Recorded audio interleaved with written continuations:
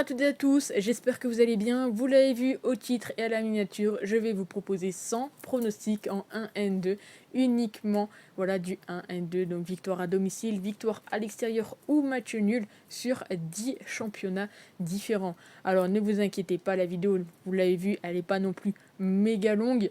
Le but, voilà, ce n'est pas de vous expliquer tous mes choix, etc. C'est juste de vous donner mon avis en 1N2.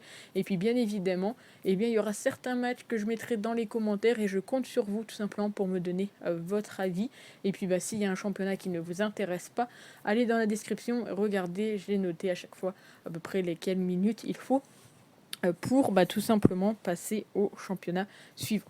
Donc on commence tranquillement avec la Liga et on commence donc avec Gérone qui reçoit le Celta Vigo. Logiquement, Gérone devrait s'imposer ici.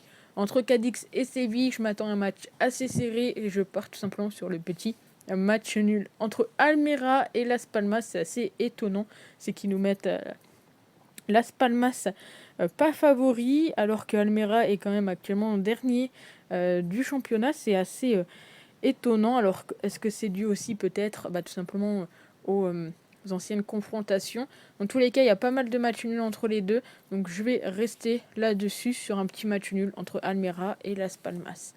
Du côté du AC Barcelone, ils reçoivent le Real Madrid. Je compte sur vous pour mettre dans les commentaires, est-ce que vous êtes plus pour le Real ou le nul ou le Barça? De mon côté, je pars sur la victoire du Barça qui est coté ici à 2,40. Bien évidemment, on est sur la FDJ. C'est juste pour changer un peu de bookmaker.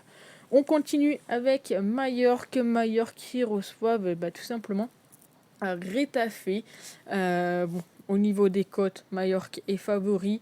De mon côté ici, je m'attendrais bien à un petit match nul entre les deux qui est coté à 2,95. Surtout que ils sont quand même assez match nul ces deux équipes-là. On passe au match de dimanche avec le Betis qui reçoit Osasuna. Donc le Betis ici est donné favori. Attention tout de même au potentiel match nul, j'ai envie de dire, entre les deux. Il y en a également. C'est également possible, mais de mon côté, je pars sur la victoire du Betis. On enchaîne avec le Rayo Vallecano contre la Real Sociedad.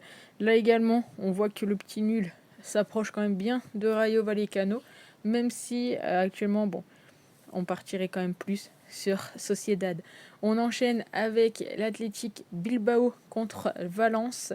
De mon côté, l'Athletic Bilbao est donné favori. Le nul également ne serait pas non plus, j'ai envie de dire, de refus. C'est le 6e contre le 8e.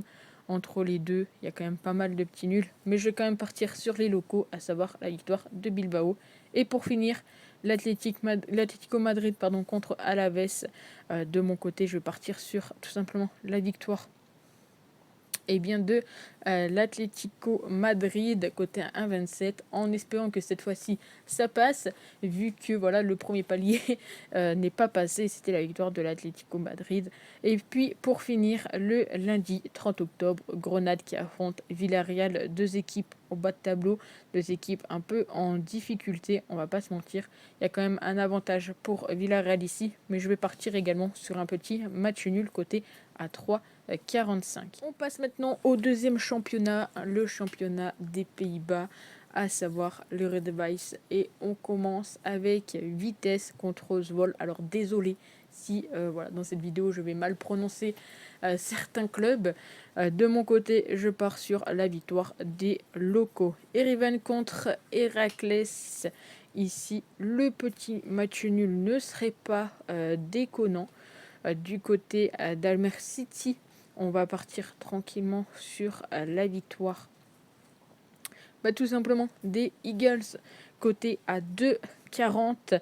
Le Sparta contre RKC, je vois bien quand même une victoire du Sparta, en tout cas pas forcément de nul entre les deux.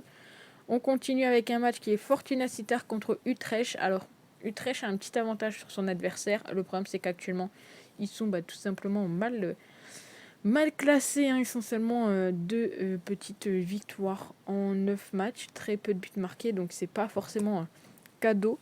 Je vais partir sur le nul entre les deux. Voilà, je pense que Fortuna, bon, pourrait aller s'imposer, tout comme Utrecht. Et donc, je me dis pourquoi pas les deux équipes qui se neutralisent ici.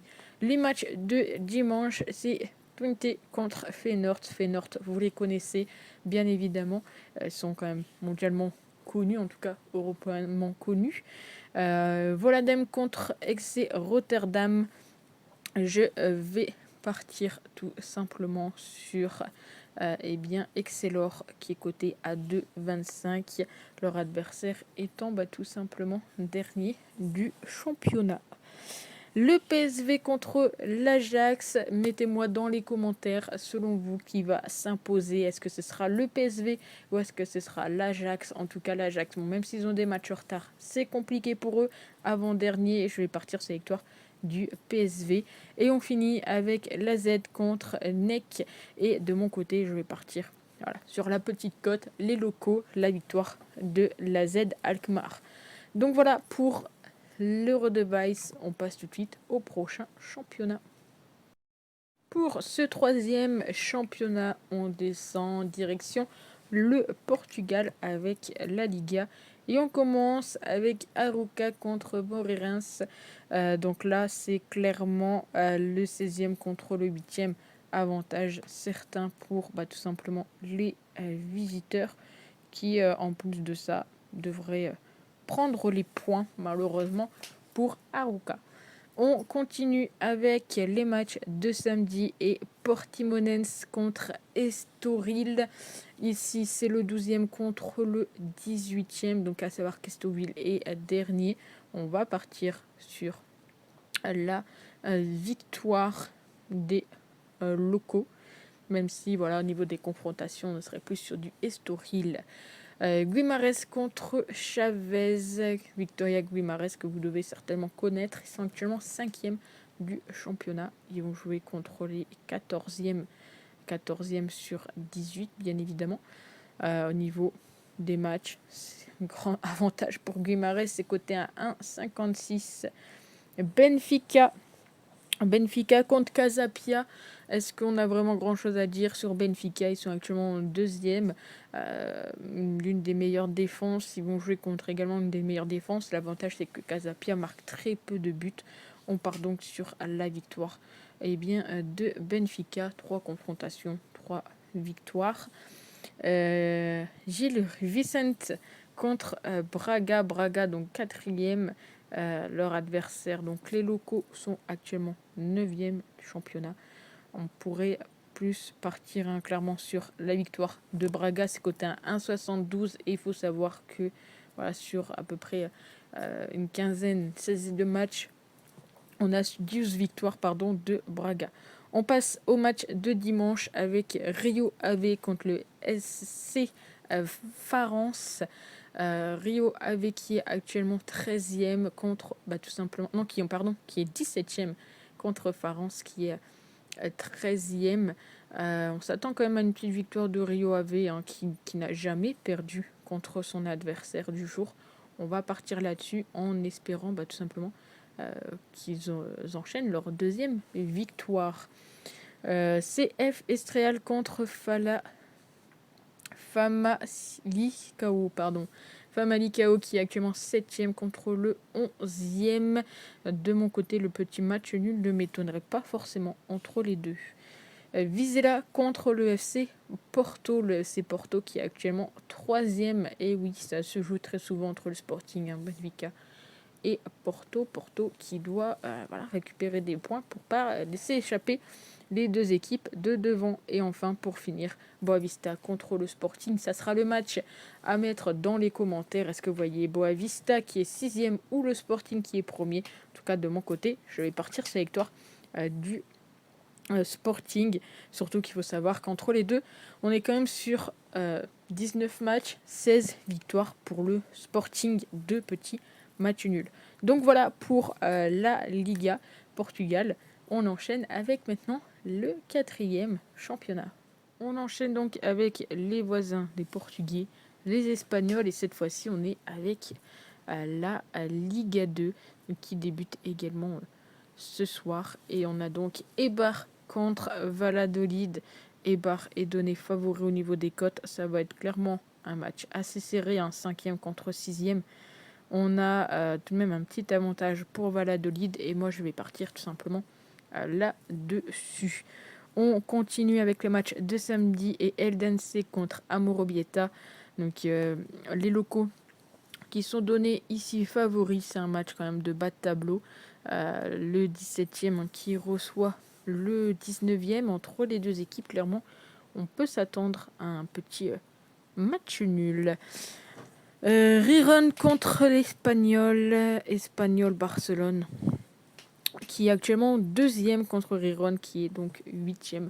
Entre les deux, j'ai envie de dire, petite victoire pour l'Espagnol qui, malgré tout, n'est pas donné favori. On continue avec le SC Andorre contre Levante. Levante également qui fait un bon début de saison. Ils sont actuellement 3e. Ils vont jouer contre les derniers, les premiers potentiels relégués, si je ne dis pas de bêtises. Petite victoire pour Levante. Elche contre Tenerife. Donc 4e, c'est Tenerife. 12e, c'est donc Elche. Petit nul entre les deux ne serait pas en soi très déconnant. Si je regarde un petit peu l'état de forme, comme peut-être une meilleure forme pour Tenerife. Donc je vais quand même rester sur mon premier avis, à savoir le match nul. On passe au match de dimanche avec Mirandes contre Cartagena. Enfin, Carthagène même. Mirandes est actuellement 14e et donc Cartagena, je crois qu'ils sont derniers. C'est ça, ils sont derniers. Donc on va partir sur la victoire des locaux. Il faut qu'ils profitent de jouer contre une équipe qui est bas de tableau. Huesca contre Albacete. Bien évidemment, je n'ai pas fait Espagnol LV2. Vous l'avez, je pense, très vite compris. Huesca qui est donc avant-dernier. Ces deux équipes qui sont pas du tout en grande forme. On va quand même donner un petit avantage pour les locaux, mais les deux sont un peu catastrophiques. Si je regarde bien, on pourrait même peut-être mettre plus un avantage pour les visiteurs sur ce match-ci. Parce que les locaux, ça va être peut-être compliqué. Leganés contre Villarreal B. Donc Villarreal B qui est 16e, Leganés qui sont actuellement premiers. Je vais donc partir sur la victoire des locaux. Real Oviedo contre AD Alcorcón. Petit nul entre les deux ne serait pas en soi très déconnant, même si bon, on a quand même Alcorcón qui est tout simplement dans les derniers, mais je vais quand même partir sur le petit nul. On finit pour le match de dimanche avec Santander contre RD Ferrol. Le Racing de Ferrol, je le joue sur un petit truc spécial. Je vous en parlerai peut-être assez prochainement. Au niveau du classement, c'est le 10e contre le 7e. Le Racing, donc c'est deux Racing d'ailleurs, Racing Santander et Racing de Ferrol. Entre les deux équipes, on n'a pas forcément beaucoup d'avantages. On a plus un avantage pour Santander. Je vais y arriver, ne vous inquiétez pas. Et pour finir, nous avons donc Burgos contre Saragosse. C'est donc un match 9 contre 11e. Petit avantage pour, logiquement, ça devrait être pour Saragosse qui est légèrement au-dessus. Mais bon, ici, de mon côté, j'ai bien envie de tenter le petit match nul, à savoir que Burgos, sur les 5 dernières confrontations, ils n'ont pas gagné contre Saragosse. Donc là, il y avait un petit peu plus de matchs, mais on continue notre petite avancée et on arrive au 5e championnat. On est donc au 5e championnat et donc direction la Ligue 2. On va peut-être prendre un petit peu plus notre temps sur la Ligue 2. Mais on est parti tout de suite. Donc on commence avec Bordeaux. Bordeaux qui ouvre le bal contre Rodez. Les Bordelais qui sont 15e. On s'attendait quand même à ce qu'ils se cassent un peu tout en Ligue 2. Enfin, c'est ce qu'on nous avait promis. Et puis, c'est pas forcément le cas. Petite victoire de Rodez qui serait pas déconnante, même si Ils sont pas du tout donnés favoris ici, mais quand on voit un petit peu la couleur des Bordelais, ça fait un peu mal au cœur. Voilà, Rodez qui est quand même sur 20 buts en 11 matchs. Du côté de Bordeaux, très peu de buts marqués. Donc pourquoi pas tenter Rodez? Je pense que le fait de mettre une cote basse sur Bordeaux, c'est également pour le nom, malheureusement.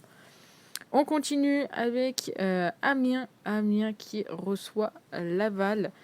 Laval qui est premier, qui a fait sa première défaite ce week-end. Ils vont affronter Amiens qui est partisan des matchs nuls. Beaucoup de nuls du côté d'Amiens. Cette année, perso, Laval, je les joue très souvent. Donc je vais repartir sur la victoire du stade du stade Laval. Je vais y arriver. Auxerre contre Dunkerque. Auxerre 3e, Dunkerque c'est catastrophique, clairement. Son dernier, voilà. Il n'y a pas grand chose à dire de plus, son dernier. On s'attend pas forcément à une victoire de Dunkerque ici. Donc cote à 1,37 pour Auxerre. On enchaîne avec Pau. Pau qui reçoit donc Grenoble. Grenoble qui sont actuellement 4e. Si je ne dis pas de bêtises, c'est la seule équipe de Ligue 2 qui n'a pas fait encore de défaite. Donc ici, je partirai soit sur le nul, honnêtement, soit sur la victoire de Grenoble. C'est deux équipes qui se connaissent en Ligue 2. Il y a quand même beaucoup de nuls entre les deux. Donc je serais quand même tenté de prendre le nul entre Pau et Grenoble. On enchaîne avec Bastia. Bastia qui affronte donc Guingamp, le 8e, donc qui se déplace chez le 13e. Le petit nul ici ne serait également pas très étonnant. Ces deux équipes qui pour moi se valent un peu. Donc je vais partir là-dessus. Le Paris FC contre 3. Le Paris FC contre 3, 16 contre 17e. Honnêtement, je suis un peu surprise de les voir bas de tableau comme ça. On a en plus une équipe de 3 qui cartonne en termes de match nul. Donc je vais tout simplement partir également sur du match nul. Valenciennes contre Caen. Valenciennes qui est 18e. Caen qui est 11e. Deux équipes qui c'est catastrophique en ce moment. C'est n'importe quoi. J'ai envie de dire, je partirai en cours sur un match nul entre les deux, honnêtement. Mais peut-être plus quand. Je vais quand même rester sur mon premier avis. Match nul. Je sais que ça fait beaucoup de nuls. Surtout qu'on a une équipe de Caen qui fait très peu de nuls, mais une équipe de Valenciennes qui en fait pas mal. Donc, petit avantage pour Caen, mais je vais quand même rester sur le nul à Valenciennes. Quevilly-Rouen contre Annecy. Je cherche le match, je ne le vois pas sous mes yeux ici. Donc Quevilly-Rouen contre Annecy. Quevilly qui est actuellement avant-dernier même. Parce que dernier, c'est Dunkerque. Du côté d'Annecy, s'en sortent un petit peu mieux. On va quand même... pourrait reprendre un match nul, clairement, sur ce match-ci. Je sais pas pourquoi ils nous proposent de mettre Quevilly... Enfin, ils mettent Quevilly en favori. C'est assez surprenant. Mais tant pis, vous allez dire n'importe quoi. Elle met que des matchs nuls en Ligue 2. Mais de mon côté, voilà, je sens les matchs nuls. Je sais pas pourquoi, c'est très rare. Mais là, je sens qu'il va y avoir une pluie de matchs nuls. J'espère en tout cas me tromper. Concarneau contre Ajaccio. Enfin, j'espère ne pas me tromper pour les pronostics, mais j'espère me tromper pour les supporters qui peut-être regardent cette vidéo. Ajaccio, 7e.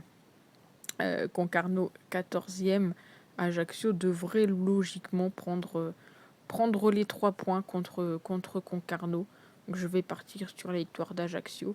Et enfin, un match qu'on aurait pu voir peut-être en Ligue 1, en tout cas qu'on a déjà vu. En Ligue 1, c'est tout simplement Saint-Etienne contre Angers. Donc je compte sur vous pour mettre votre avis dans les commentaires. Angers, 2e, Saint-Etienne, 5e.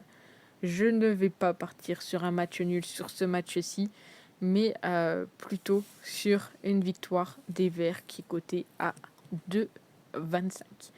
Donc voilà, pour la Ligue 2, on est à peu près à la moitié de nos pronostics et on enchaîne. Allez, on enchaîne avec cette fois-ci la Bundesliga 2. Alors, ne soyez pas surpris de mon allemand. J'ai fait allemand LV2. Mais autant vous dire que la prof était peut-être autant absente que moi. Donc, mon accent laisse tout le monde sur les fesses.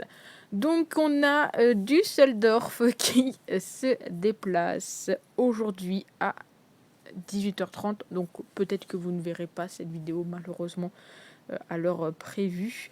En tout cas, Düsseldorf devra aller chercher la victoire, hein. Ils sont 5e et ils vont jouer contre tout simplement les derniers du championnat.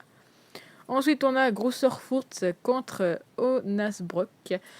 Également match aujourd'hui à 18h30. C'est assez étonnant qu'ils mettent quand même des matchs le vendredi à 18h30. Bon, après, ils n'ont pas non plus la même vie que nous, les Allemands, mais bon, quand même. Qu'est-ce que j'allais dire? Petite victoire des locaux, qui sont en soi peut-être en meilleure forme que leur adversaire du jour, cote à 1,64. On passe au match de samedi avec Hertha Berlin contre Paderborn. Le Hertha Berlin que vous devez certainement connaître, bien évidemment, ils étaient en Bundesliga. Ils sont actuellement 11e et Paderborn est 8e. Deux équipes qui voilà, se connaissent déjà depuis un petit moment. Peut-être un petit avantage pour les locaux, mais Paderborn ne serait pas dégueulasse sur ce match-ci. Mais je vais quand même partir sur la petite victoire d'Hertha qui est cotée à 2,05. L'avantage, c'est que la Bundesliga 2, il y a quand même deux cotes assez élevées. Schalke 0,4 contre Hanovre. Schalke que vous devez également connaître et qui, s'en sort difficilement. Ils sont pour l'instant potentiellement relégués, en tout cas pour jouer les playoffs. C'est compliqué pour eux. Ils vont jouer contre Hanovre qui est actuellement 4e à seulement 2 points des premiers. Donc clairement, logiquement, il devra aller chercher la victoire, même si ça risque peut-être d'être serré. Mais la petite victoire d'Hanovre ne me semble pas déconnante. On enchaîne avec Saint-Pauli contre Karlsruhe. Donc du côté de Saint-Pauli, ils sont actuellement premiers. Karlsruhe, ils sont 12e. Honnêtement, je ne vois rien d'autre que la victoire de Saint-Pauli ici, côté à 1,56. Kaiserslautern contre Hambourg. Hambourg que vous devez également certainement connaître. Je vous ai déjà fait des pronostics dessus. Ils sont actuellement deuxième. Ils ont eu un petit peu de difficulté. Ils reviennent tranquillement. La bonne nouvelle ou non, c'est qu'entre ces deux équipes, c'est souvent assez serré. Mais est-ce qu'on partirait pas sur une petite victoire quand même de Hambourg qui reviennent après avoir fait des petites défaites? Alors attention quand même, parce que les locaux ont quand même une bonne attaque. On passe au match de dimanche avec Kiel contre Nuremberg, ouais. Le troisième, donc contre le 9e, donc le troisième qui reçoit le 9e. Ils sont quand même sur 3 victoires d'affilée du côté de Kiel face à cet adversaire. On va repartir dans l'objectif qu'ils iront chercher leur 4e victoire consécutive. WN contre Asna Rostock. Donc si je dis pas de bêtises, voilà, ça va être un peu serré. C'est deux équipes qui ont le même nombre de points. On a un petit avantage pour les locaux. Ils sont 13e. Très peu de buts en tout cas entre les deux. C'est assez incroyable. 3 défaites consécutives pour WN contre Hansa. Le petit nul ici serait pas déconnant, tout comme la victoire des locaux, mais je vais tenter le petit nul. Voilà, je vais partir sur ma première idée. Et on finit avec Magdebourg contre Elsenberg.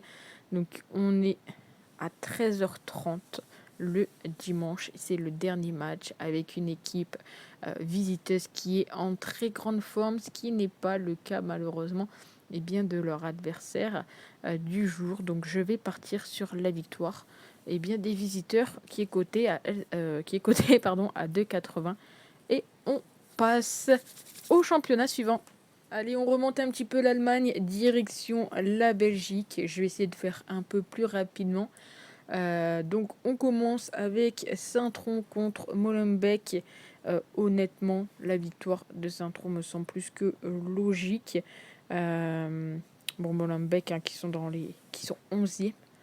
du côté de Saint-Tron. Ils sont tout simplement 10e, donc ça s'annonce un match peut-être assez serré, mais victoire quand même de Saint-Tron. On enchaîne avec Malines contre le Cercle Bruges. Je vais partir sur la victoire du Cercle Bruges qui est actuellement 5e. Malines est actuellement 13e. Eupen contre Charleroi. Vous connaissez certainement cette équipe de Charleroi. En tous les cas, victoire de Charleroi ici. Sachez que pour cette Jubilaire Pro League, je n'ai pas mis de match nul. Anderlecht contre Louvain, on part sur la victoire des locaux qui sont actuellement 2e du championnat. Ils ont 4 points de retard. On passe au match de dimanche avec le FC Bruges contre Royal Anvers ou Anvers comme vous souhaitez. Ce pronostic, c'est très simple. La victoire du FC Bruges. On continue avec Westerlo contre l'Union Saint-Gilloise, l'USG qui est actuellement première de la Jubilaire Pro League. La Gantoise contre le Standard Liège. Je suis parti sur la victoire de la Gantoise. Donc pour l'instant, il n'y a pas de surprise. Je vois vraiment un peu tous les favoris malheureusement passer. Et pour finir, on a Courtrai contre Genk. Et je vais partir sur la victoire de Genk. Donc petite cote ici. Enfin, petite cote. Pas de grosse cote. Mais voilà. J'espère qu'il n'y aura pas de match nul. Honnêtement, ça peut passer. Et nous, on passe au championnat suivant. Allez, on enchaîne avec la série B et je vous garde la série A pour la fin de la vidéo. Alors attention, la série B, ça reste l'Italie et potentiellement, il y a peut-être des petits trucs de mafia à l'intérieur. Donc attention quand vous pariez sur la série B, même s'il y a des petits pronostics qui sortent quand même un peu du lot. Alors on commence avec Cittadella contre Cremonese. On va pas se mentir, la série B c'est également quand même pas mal de matchs nuls. Et de mon côté, on va commencer avec le match nul. On enchaîne avec Spezia contre Cosenza. Alors c'est assez étonnant parce qu'il faut savoir que Cosenza, ils sont quand même 6e actuellement. Donc ils ne sont pas catastrophiques. Et du côté de Spezia, ils ont seulement fait une victoire. Et pourtant, ils nous donnent Spezia favori. Mais de mon côté, je ne vais pas vous mentir, je vais partir sur Cosenza. Voilà, les cotes, il ne faut pas toujours les suivre non plus. On continue avec Ferral Pisalo contre Reggiana. Et je ne parle pas de la pizza. Reggiana, c'est également une équipe qui fait quand même pas mal de nuls. Au niveau des confrontations, c'est plutôt du Ferral Pizzala qui peut aller chercher la victoire. Mais voilà, j'ai Reggiana, ça me fait un peu peur au match nul, donc je vais partir sur le nul. Como contre Catanzaro. Je n'ai pas fait non plus italien bilingue, vous l'avez certainement compris. Donc Catanzaro, ils sont actuellement 2e du championnat. Et Como, ils sont 7e. Il n'y a pas trop de nul entre les deux. On peut aller chercher midi à 14h. Je vais partir sur la victoire de Catanzaro, même si encore une fois, ils ne sont pas ici donnés favoris. On pourrait peut-être plus partir sur du nul. Subtirol contre la Sampdoria. La Sampdoria, vous devez la connaître, elle était en Série A il y a quelques temps. Et malheureusement, c'est un peu l'hécatombe pour eux. Ils ont un peu de difficultés. Alors, ils commencent tranquillement à sortir de cette zone. Le problème, c'est que ça reste quand même encore un peu compliqué pour eux. Donc, je vais partir sur le petit match nul. Ascoli contre Parme. Donc, Ascoli contre Parme. On a quand même un petit avantage pour Parme qui est quand même premier du groupe contre Ascoli qui est 12e. J'ai clairement envie de partir sur la victoire de Parme. En plus de ça, c'est coté à 2,10. Et puis, ils ont un avantage également au niveau des confrontations. Les matchs de dimanche de cette série B, on a donc Palerme qui reçoit Calcio Lecco. Et autant vous dire qu'à Lecco, ils sont derniers du championnat. Donc on va partir tranquillement sur la victoire de Palerme qui est actuellement 3e et qui revient tranquillement. On continue avec Brescia contre Bari. Là aussi, Bari, c'est une équipe qui qui aime plutôt bien les matchs nuls. Bon, c'est un peu le même cas des deux côtés, mais Barry, c'est quand même 8 matchs nuls en 10 matchs. Alors, ça serait pas, encore une fois, surprenant d'avoir le petit match nul. Je vous l'avais déjà proposé sur le menu foot. Eh bien, je pense que Barry, c'est quand même l'équipe à suivre en termes des matchs nuls. On continue avec Modène contre Ternana Calcio. Donc, Modène qui est actuellement 5e et Ternana qui sont 18e. Ternana qui a quand même pas mal de difficultés. Je vais partir sur la victoire des locaux. Et donc, pour finir, Venezia contre Pisa. Pisa, il y a quelques années, c'était également une équipe qui faisait énormément de nuls. Cette année, ça a l'air d'être plutôt calme. Je vais partir, moi, sur la victoire de Venezia à domicile. Venezia qui est actuellement 4e de cette série B. Et puis surtout, ils ont aucune défaite contre Pisa, mais voilà, sur 6 matchs, il y a quand même 5 matchs nuls. Alors j'espère qu'il n'y aura pas de match nul cette fois-ci. L'avant-dernier championnat, c'est donc la Championship. Et oui, un peu de foot anglais. Et il y a quand même pas mal de matchs. Alors on commence avec Southampton contre Birmingham. Southampton qui est actuellement 5e. Je vois pas grand-chose à part la petite victoire de Southampton contre Birmingham qui a un peu de difficulté. On enchaîne avec Leeds contre Huddersfield. Leeds qui est actuellement 3e, Huddersfield sont 21e, soit au bord des portes des relégations. Donc toujours la victoire des locaux. On enchaîne avec Middlesbrough. Middlesbrough contre Stoke City. Stoke City, vous devez certainement les connaître. Dans tous les cas, Middlesbrough est actuellement en grande forme. Donc victoire encore une fois des locaux. Sunderland contre Norwich. Norwich que vous devez également connaître. On l'a déjà aperçu en Première Ligue. Ça s'annonce peut-être ici un match un peu plus serré, j'ai envie de dire. Mais j'ai envie de dire, pourquoi pas la victoire. Encore une fois, malheureusement, des locaux. Pour l'instant, on est full locaux. On aime le local. On enchaîne avec Hull City. Hull City contre Preston. Et là, on aura peut-être notre premier match nul de Championship avec une équipe de Preston qui est certes 4e, mais qui a un petit peu de mal. Voilà, ces derniers temps, c'est 6 matchs sans aucune victoire.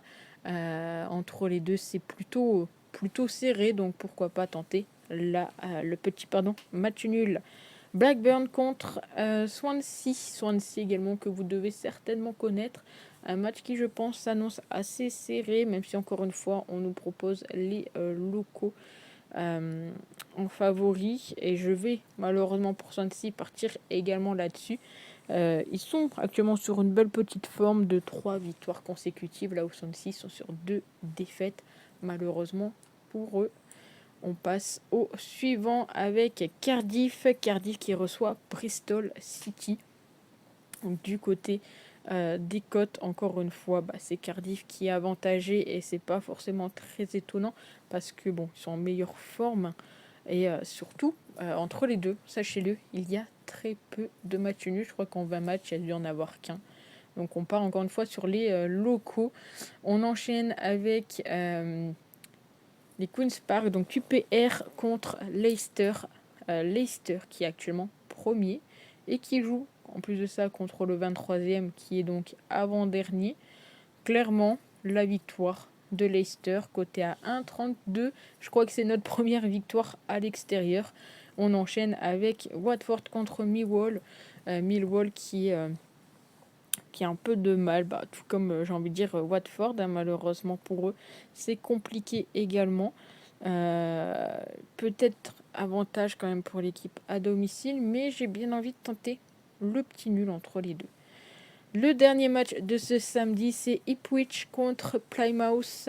Au niveau du classement, clairement, c'est encore une fois la petite victoire à domicile. On a quand même Ipswich qui est actuellement 2e de Championship. Donc peut-être que l'année prochaine, on aura Ipswich Town en Première Ligue. Du côté de dimanche, c'est donc Sheffield West contre Rotherham. match de bas de tableau entre le dernier et également un potentiel relégué, le premier relégué, en sachant que Sheffield n'a pas encore gagné de match. Je vais tenter le petit match nul entre les deux. Alors peut-être qu'on aura la première victoire de Sheffield, c'est tout jamais. En tous les cas, on constate que sur Paris Sport, en Championship, ils favorisent quand même énormément les locaux, parce que bon là, Sheffield c'est quand même catastrophique, mine de rien, et ils nous le mettent quand même favori, donc c'est assez étonnant. Surtout que Rotterdam vient de faire une petite victoire. Et pour finir, donc Coventry contre West Brom. West Brom que vous connaissez peut-être également. Ils sont actuellement 6e. Attention quand même parce que Coventry, ils ont un peu de mal ces derniers temps. Et je vais partir donc sur la victoire de West Brom. Donc voilà pour la Championship et on va donc finir avec le dernier championnat. Allez, on finit cette vidéo avec la Serie A. On va peut-être prendre également un petit peu plus le temps. Bien évidemment, il y a des matchs qui sont inscrits dans la description. N'hésitez pas, tout en écoutant, à tout simplement répondre, à mettre vos petits pronostics et à me dire si vous aimez ce genre de vidéo qui prend quand même un petit peu plus de temps, je vous l'accorde. Donc on commence avec Genoa contre Salernitana, deux équipes qui ne sont pas forcément en très grande forme, mais petit avantage, je pense, pour les locaux. On passe au match de samedi avec Lecce qui reçoit Torino, donc Torino qui est actuellement 14e, qui a d'énormes difficultés, et les Lecce qui sont 10e. Voilà, c'est quand même 5 matchs sans aucune victoire d'un côté, 4 matchs de l'autre. On va repartir, je pense, sur la petite victoire quand même des locaux. On enchaîne avec Sassuolo contre Bologne. Le match donc, qui a lieu à 15h. Et donc ici au niveau de la cote, il n'y a pas trop de favoris. J'ai l'impression qu'on a quand même une équipe de Sassuolo qui fait quand même, enfin de Bologne pardon, qui fait pas mal de nuls. C'est pas forcément le cas de Sassuolo actuellement.